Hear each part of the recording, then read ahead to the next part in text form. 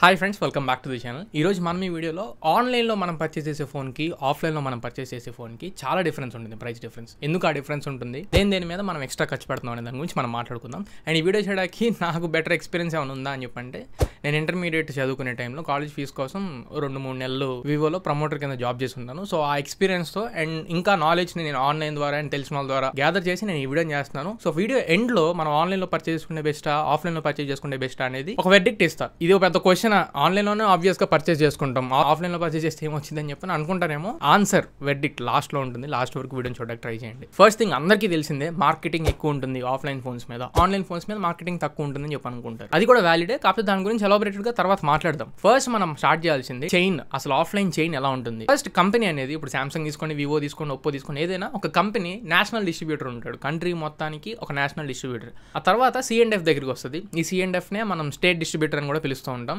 ఆంధ్రప్రదేశ్ డిస్ట్రిబ్యూటర్కి వస్తుంది. ఈ ఆంధ్రప్రదేశ్ డిస్ట్రిబ్యూటర్ దగ్గర నుంచి మళ్ళీ సబ్ డిస్ట్రిబ్యూటర్స్ ఉంటారు. ఎవరు? Local distributors. విజయవాడకు ఒకళ్ళు, గుంటూరుకు ఒకళ్ళు లోకల్ డిస్ట్రిబ్యూటర్స్ ఉంటారు. అక్కడ నుంచి ఇప్పుడు మనం కొనుక్కునే డీలర్స్ దగ్గరికి వస్తుంది. డీలర్స్ అంటే ఏంటి? బిగ్సీ, లాట్, సెల్ పాయింట్లు, సెలెక్ట్ మొబైల్స్, హ్యాపీ మొబైల్స్, ఇవి మొత్తం డీలర్స్ వాళ్ళ దగ్గరికి వస్తాయి. ఆఫ్లైన్ లో ఇంత పెద్ద చైన్ ఉంటుంది. అదే ఆన్లైన్ లో 2-3 ఉంటారు అంతే. కంపెనీ, నేషనల్ డిస్ట్రిబ్యూటర్, ప్లాట్ఫామ్, అది ఫ్లిప్కార్ట్ గానీ అమెజాన్ గానీ వాళ్ళకి సంబంధించిన డీలర్, అది దర్శిత రీటైల్ అని చెప్పని మనకి అమెజాన్ లో కనబడింది, ఫ్లిప్కార్ట్ లో ఎవడు పడితే కనబడుతూ ఉంటాడు. మొత్తం 2-3 మాత్రమే ఉంటారు ఆన్లైన్ లో. ఇంత పెద్ద చైన్ డిఫరెన్స్ ఉంటుంది స్టార్టింగ్ లోనే ఆన్లైన్ కి ఆఫ్లైన్ కి. రెండోది, ఇప్పుడు స్టోర్ ఉంటుంది, దాని మేనేజింగ్ కి మనకు కొంత ఖర్చు అవుతుంది. ఏ రకంగా ఖర్చు అవుతుంది? రెంట్లు, కరెంట్లు, లైట్లు, స్టాక్ మళ్ళీ ఈ డీలర్ డిస్ట్రిబ్యూటర్ దగ్గర నుంచి కొనుక్కుంటాడు. ఎన్ని కొనుక్కుంటాడు?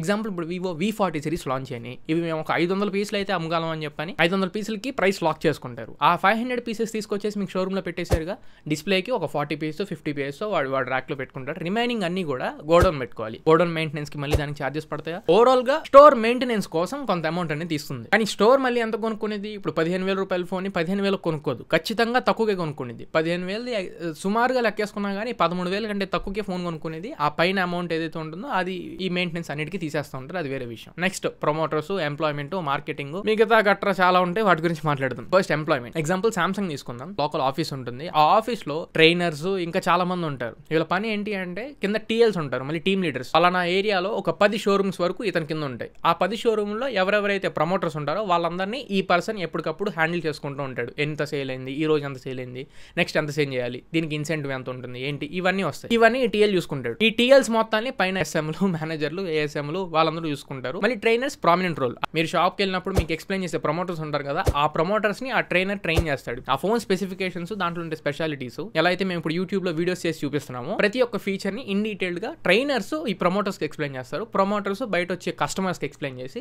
మీకు ఫోన్ అమ్ముతారు. సో ఇప్పుడు ఈ లోకల్ ఆఫీసెస్ ఏవైతే ఉంటాయో వాళ్ళందరూ బతకాలి. వీటందరి సాలరీస్ ఈ ఆఫ్లైన్ ఫోన్స్ మీద తీయాలి. ప్రమోటర్ గురించి మాట్లాడాలి. ప్రమోటర్ కీ రోల్ ప్లే చేస్తాడు. అతనికి బేసిక్ సాలరీ ఉంటుంది. ఎగ్జాంపుల్, తన ఎక్స్పీరియన్స్ ని బట్టి 12,000 దగ్గర నుంచి స్టార్ట్ చేసుకొని కొంతమంది 20-25 దాకా పే చేస్తుంటారు. అది బేసిక్ సాలరీ. దాని మీద ఫోన్ అమ్మినప్పుడు, ఎగ్జాంపుల్ 10,000 రూపాయల ఫోన్ అమ్మితే మనకు ఒక 100 రూపాయలు ఇన్సెంటివ్ దాకా వస్తుంది. అదే ఓ 25,000 రూపాయల ఫోన్ అమ్మితే 300 నుంచి 400 మధ్యలో ఇన్సెంటివ్ వచ్చింది. ఇంకా 50,000 రూపాయల ఫోన్ అమ్మితే దాని మీద 500-600 దాకా ఇన్సెంటివ్ వచ్చింది. అలా మంత్ లో నువ్వు ఎన్ని ఫోన్స్ అమ్ముతావు? ఎగ్జాంపుల్, ఈ రోజు ఒక ఒప్పో ప్రమోటర్ ఒక 10 ఫోన్లు అమ్మాడు. తనకి ఇన్సెంటివ్ అరౌండ్ ఒక 500 నుంచి 1000 రూపాయల మధ్యలో లెక్కేసుకున్నా గానీ ఓవరాల్ నెలకు వచ్చేటప్పటికే ఇన్సెంటివ్స్ ఒక 20,000 పైన ఎర్న్ చేసుకోవచ్చు. సో ఈ ఇన్సెంటివ్ అమౌంట్ ఎక్కడ నుండి వచ్చింది? అగైన్ మీరు కొనుక్కునే ఫోన్ యాక్చువల్ అమౌంట్ మీదే ఈ ఎంప్లాయ్ ఐడికి ఇన్సెంటివ్ అనేది లాక్ అయింది. బిగ్సీ వాళ్ళు, లాట్ వాళ్ళు, సెలెక్ట్ వాళ్ళు, హ్యాపీ వాళ్ళు, వీళ్ళు కాదు ప్రమోటర్స్ కి సాలరీస్ ఇచ్చేది. అతను ఏ బ్రాండ్ కి అయితే పని చేస్తున్నాడో ఆ బ్రాండ్ ఇతనికి సాలరీ అనేది డిస్పర్స్ చేసింది తన అకౌంట్ కి. ఇది మీకు అర్థమైంది, ఇది పక్కకు పెడదాం. నెక్స్ట్, అడ్వర్టైజ్మెంట్స్, మార్కెటింగ్, వీటి గురించి మాట్లాడాలి. మనం రెగ్యులర్ గా యూస్ చేసుకునే యూట్యూబ్ యాప్లో, ఫోన్ పే యాప్లో ఎక్కడ పడితే అక్కడ వచ్చేస్తున్నాయి, అది వేరే విషయం. పెద్ద పెద్ద సెలబ్రిటీలు తీసుకొచ్చి వీళ్ళు మార్కెట్ చేస్తూ ఉంటారు. దీనికి ఇంకా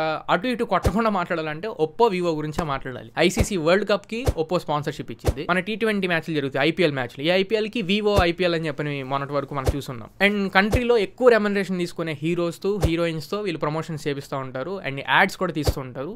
ఈ భారీ లెవెల్ మార్కెటింగ్ మొత్తం కూడా ఆ ఫోన్ మీదే వీళ్ళు చార్జ్ చేస్తారు. నాలుగోది, hoardings or else boardings. Online లో ఫోన్స్ అమ్ముకునే నథింగ్ గానీ, రియల్మీ గానీ, ఐకు గానీ, ఈ బోర్డింగ్స్ ఎక్కడైనా మీకు కనపడినాయా? అండ్ వీడియో మధ్యలో వచ్చింది, సారీ, కంటెంట్ ఇప్పటి వరకు చూస్తున్నారు అంటే ఖచ్చితంగా వర్తుందని అనుకుంటున్నాను. ఒకవేళ కంటెంట్ నచ్చి వర్త్ అనిపిస్తే మాత్రం పక్కన చూడండి 1,00,000 మందికి చాలా దగ్గరలో ఉన్నాం కదా.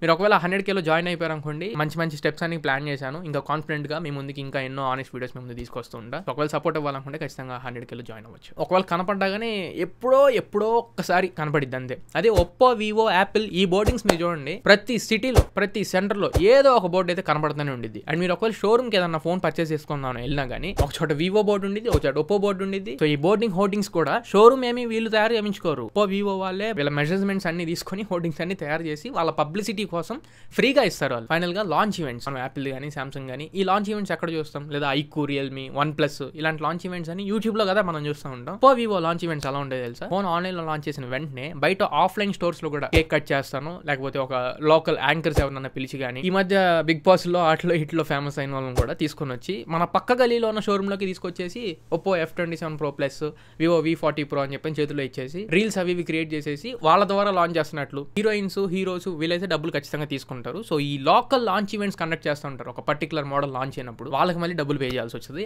ఇన్ని రకాలుగా ఒక ఆఫ్లైన్ ఫోన్ మీద వీళ్ళు చార్జెస్ చేస్తూ ఉంటారు. మనం ఖచ్చితంగా మన జోబుల నుంచే పెట్టి ఫోన్స్ తీసుకుంటూ ఉంటాం. కానీ డార్క్ రియాలిటీ ఏంటో చెప్పనా, 100లో ఆల్మోస్ట్ ఒక 60-70% ఆఫ్ ద ప్రమోటర్స్ మాత్రమే ఇలా లెజిట్ గా సేల్స్ చేస్తారు. అంటే వాళ్ళ వాక్చాతుర్యం యూస్ చేసుకోనో లేకపోతే ఫోన్ మీద ఉన్న స్పెసిఫికేషన్స్ ప్రాపర్ గా ఎక్స్ప్లెయిన్ చేసో సేల్స్ చేస్తారు. కానీ అరౌండ్ ఒక 30% ఆఫ్ ద ప్రమోటర్స్ వాళ్ళ జోబులో డబ్బులు తీసుకునే ఫోన్స్ అమ్ముతూ ఉంటారు. ఎందుకో తెలుసా? వాళ్ళ ఎంప్లాయ్మెంట్ పోయిద్దేమో అని చెప్పని. ఒక రోజుకి అట్లీస్ట్ వాళ్ళు ఒక 2-3 ఫోన్లను ఖచ్చితంగా అమ్మాలి. ఒకవేళ అమ్మలేకపోతే అతను తీసేసి వేరే చిన్న స్టోర్లు ఎక్కడో దగ్గర పడేస్తారు. ఈ చైన్ ఎలా నడిచిద్ది అంటే, నా దగ్గర ఇప్పుడు స్కిల్ ఉందనుకోండి, నేను రోజుకు 10 ఫోన్లు అమ్ముతుంటే, ఒరే నువ్వు బాగా అమ్ముతున్నావు, నేను ఇక్కడ కాదు పెద్ద స్టోర్లో వేస్తా, అక్కడైతే ఇంకా బాగా సేల్ చేస్తావు, నువ్వు ఎక్కువ సంపాదించుకొచ్చి అక్కడ వేస్తారు.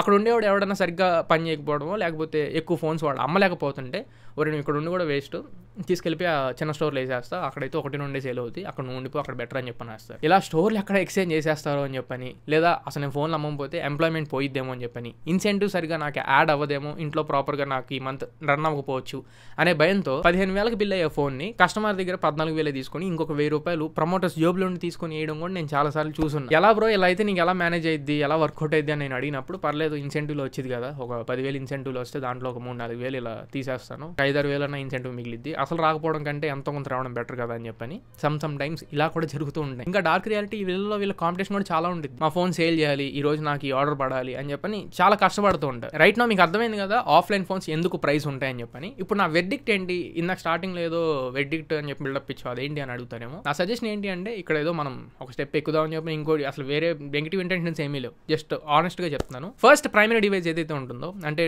పొద్దున్న లేచిన దగ్గర నుంచి సాయంత్రం వరకు దాంట్లోనే మనం కాల్స్ మాట్లాడదాం, దాంట్లోనే మన ఆఫీస్ పనులు ఉంటాయి, దాంట్లోనే ఈచ్ అండ్ ఎవ్రీ వర్క్ మనం దాంట్లోనే పర్ఫామ్ చేస్తాం. అలాంటి ప్రైమరీ ఫోన్ మాత్రం ఆబ్వియస్ గా value for money phone and high and specifications ఉన్న ఫోనే పర్చేస్ చేసుకోండి. ఎగ్జాంపుల్ ఐకో నుంచో, OnePlus నుంచో, రియల్మీ నుంచో, నథింగ్ నుంచో, ఏ బ్రాండ్ అయినా what ever it might be the brand, primary device మీకు నచ్చినట్లు ఆన్లైన్ లోనే పర్చేస్ చేసుకోండి. కానీ సెకండరీ డివైస్ కింద ఉంటాయి. అంటే కొంతమంది ఆఫీస్ లో స్టాండ్ బై డివైస్ కోసం, లేకపోతే ఇంట్లో పేరెంట్స్ కోసం, లేదా ఓన్లీ వాట్సాప్ మెయింటైన్ చేయడం కోసం, మల్టీమీడియా చూడడం కోసం మాత్రమే ఇలా సెకండరీ ఫోన్స్ కూడా క్యారీ చేస్తుంటారు. ఒకవేళ మీకు స్పెసిఫికేషన్స్ కీన్ పర్టికులర్ గా ఉన్నాయి అని చెప్పి అనుకుంటే మీరు ఆన్లైన్ లో తీసుకునే కానీ ఏదో ఒక డిపార్ట్మెంట్ కోసమే ఫోన్స్ పర్చేస్ చేసుకునే వాళ్ళు ఆఫ్లైన్ లో అదే ప్రైస్ లో ఇంకేమైనా ఫోన్స్ దొరుకుతున్నాయేమో ఆఫ్లైన్ లో పర్చేస్ చేయడానికి ట్రై చేయండి. ఎందుకంటే చాలా మందికి అది మేబీ ప్రత్యక్షంగా కాకపోవచ్చు, బట్ పరోక్షంగా చాలా మందికి ఉపయోగపడింది.